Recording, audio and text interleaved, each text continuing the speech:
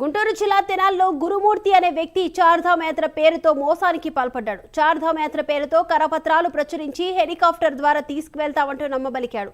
దాదాపు 270 మంది నుంచి కూడా 80 లక్షల రూపాయలు వసూలు చేశాడు. భక్తులను ఢిల్లీ వరకు రైల్లో తీసుకువెళ్లి అక్కడి నుంచి పరారయ్యాడు. గురుమూర్తి కనిపించకపోవడంతో బాధితులు ఢిల్లీ నుంచి సొంత డబ్బులతో తెనాలికి తిరిగి వచ్చారు. అనంతరం గురుమూర్తి మోసం చేశాడంటూ బాధితులు పోలీసులకు ఫిర్యాదు చేశారు.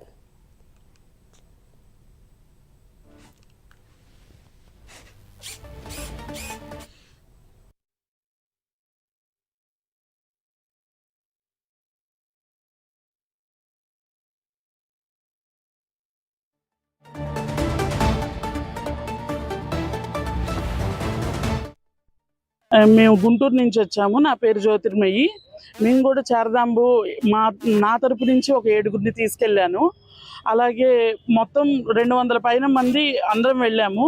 అందరం గురుమూర్తి వల్ల ఇబ్బంది పడిన వాళ్ళమే. ఒకరోజు తిన్నది ఉంది, తినకుంది, డబ్బులు ఖర్చు చేస్తుంది, ఎక్స్ట్రా పే చేస్తుంది.